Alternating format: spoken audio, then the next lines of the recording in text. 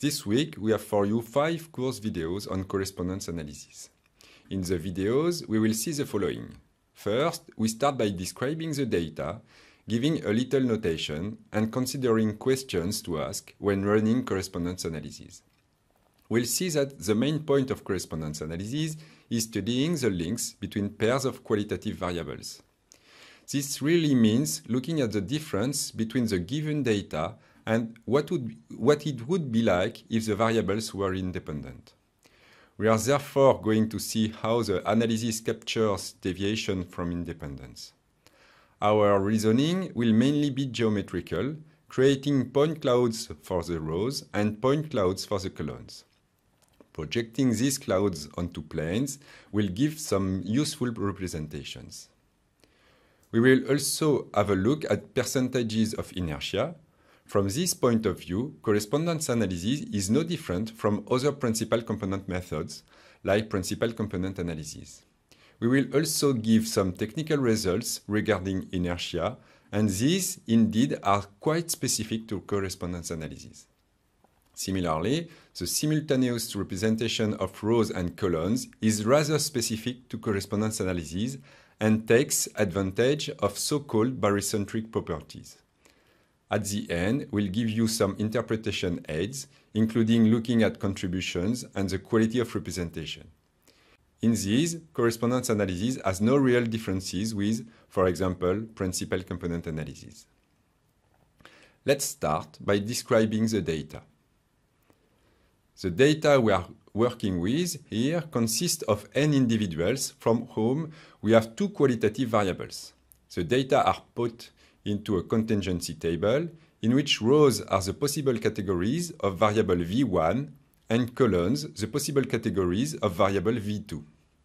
The intersection of row I with column j has the entry xij, which is the number of individuals choosing or possessing category I of v1 and category j of v2. This table is also named a two-way cross-tabulation. Let's look at a few examples of contingency tables. As a first example, as well as a historic one, because it's without doubt one of the first applications of correspondence analysis, we turn to the study of the vocabulary of characters in the play Phèdre. Each row corresponds to a character and each column to a word used in the play.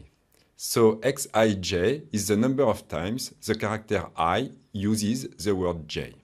As a second example, we can look at people's perception of luxury perfumes.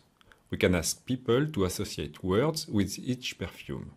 Each row is a perfume, each column a word, so xij is the number of times perfume I described with the word j. One more, in ecology, we may be interested in the ecological diversity of several locations. Each row is a location and each column a plant or animal species. As before, xij is therefore the number found of plant or animal j in location I. Data like this is everywhere, and for those of you who have heard of the chi-squared test for independence, it's used for this type of data table. The data we are going to use to illustrate this part of the course on correspondence analysis is a data table with the G8 countries as rows and categories of Nobel Prize as columns. In a given entry of the table, we have the number of people for one G8 country that have won the Nobel Prize in a certain category. This table gives the allotment of the 570 Nobel Prizes given out between 1901 and 2015 to these countries. For instance, 51 Americans have won the Nobel Prize in chemistry. This contingency table has marginals added to it. This means that the column added on the end contains the marginal sums of the values along each row. Similarly, the row added to the bottom of the table contains the marginal sums of each column. For instance, along the Germany row, the 80 in the last column is the sum along that row. Similarly, in the chemistry column, 121 is the total number of Nobel Prizes in chemistry given out over this period to G8 countries. All of which leads us to the following question. Is there a relationship between country and type of Nobel Prize? In other words, are some countries better at certain disciplines than others? Are certain prize categories more likely to go to one country than another? Contingency tables are usually built using two variables. So at the start, our data is n individuals, for which we have two qualitative variables. In the data table we see here, individual L is in category I for the variable v1 and category j for the variable v2.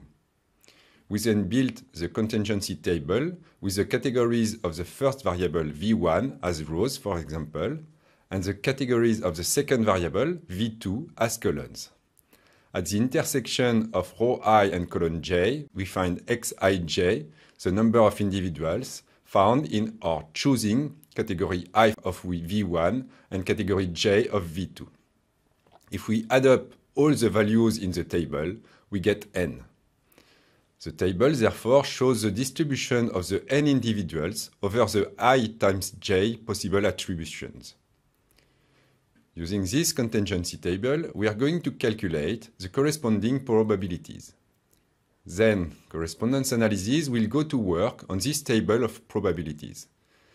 To get a probability, for example Fij, we simply divide the number xij by the total n.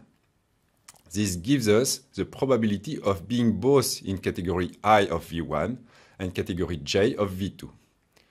We fill the table with these probabilities. If we now sum them all up, we get 1, which is a sign of a true probability distribution.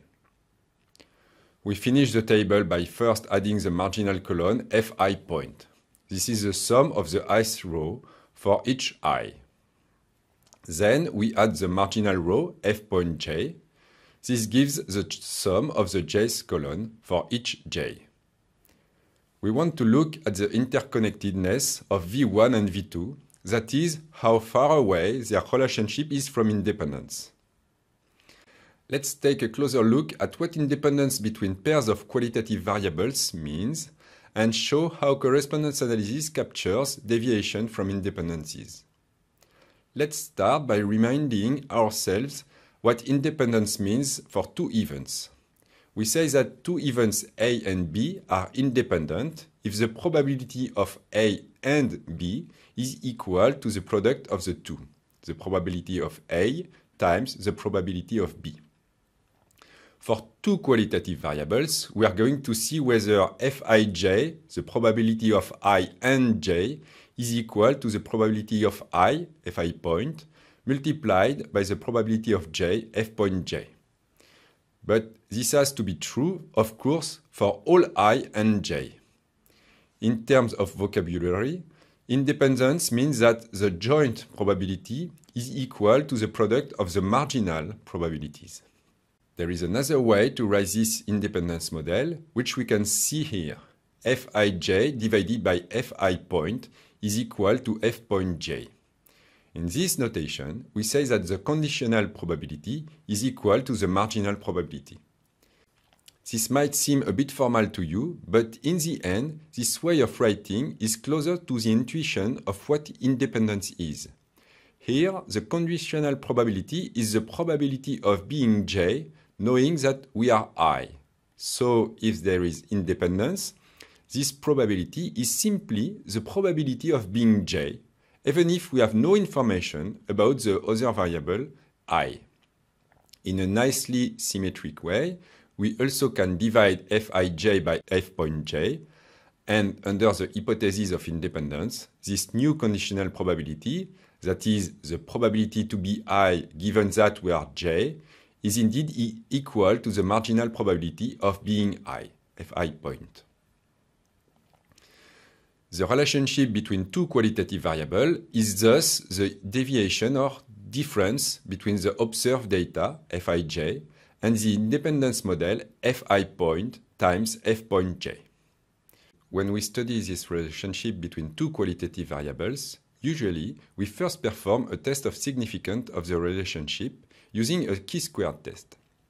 Let's now remind ourselves of what a chi-squared test looks like and how we use it to compare observed value with theoretical values.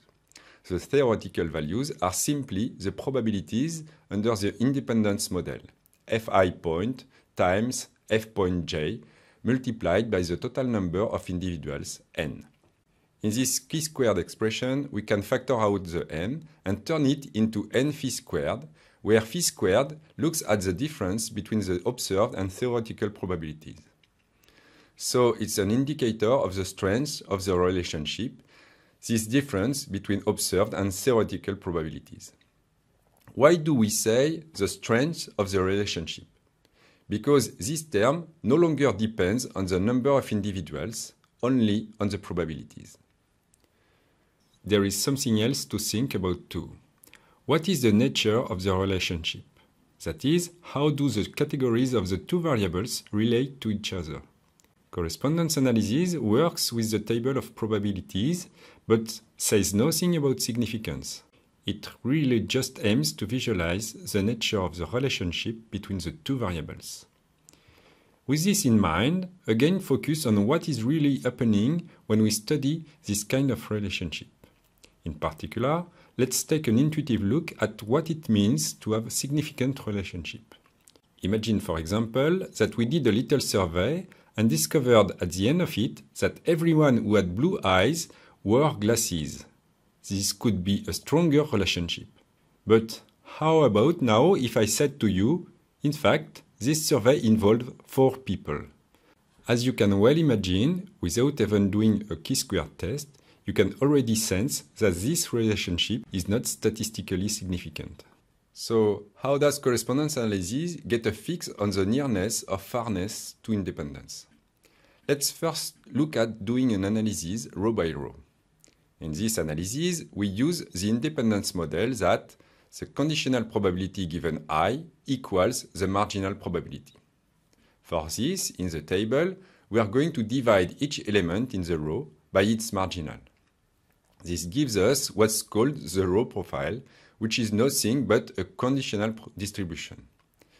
In this row, we have the distribution of the variable v2 given that we are in category I of variable v1.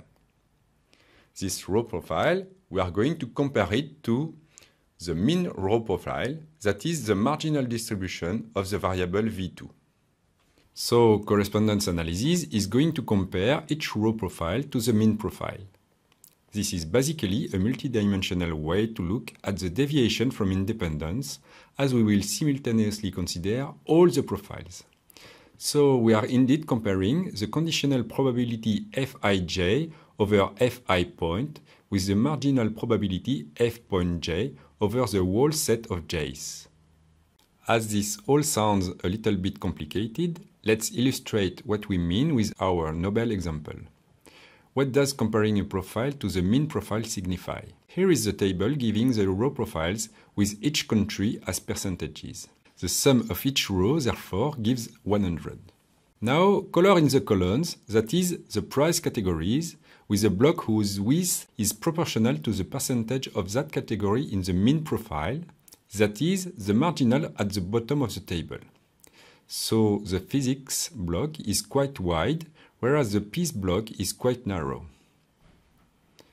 Now, for each row, that is each country, build a bar plot with each bar joined the next to visualize that country's profile. Look at Italy, for example. The bar for Italy gives the distribution of the number of prizes won per category by Italians. More precisely, 31.6% of the prizes were in literature, for example. To get an understanding of this percentage, you have to compare it to the percentage of Nobel Prizes given in literature out of all Nobel Prizes over all the countries, which is 8.6%. Thus, the percentage of Nobel Prize winners in literature from Italy is particularly high. In this way, we can quantitatively compare the distribution of Nobel Prize winners in Italy to that of Nobel Prize winners from the G8 countries.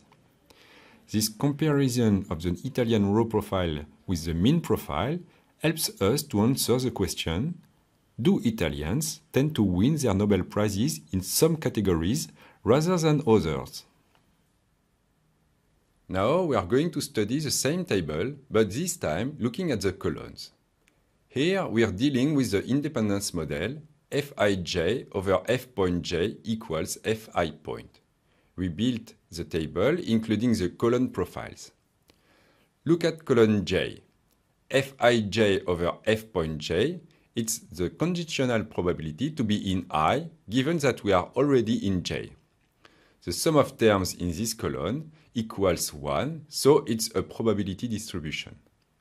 Like for the rows, we can now build the mean column profile. This is made up of the term Fi point, which is the probability to be in I. The idea in correspondence analysis is to compare the column profiles with the mean profile.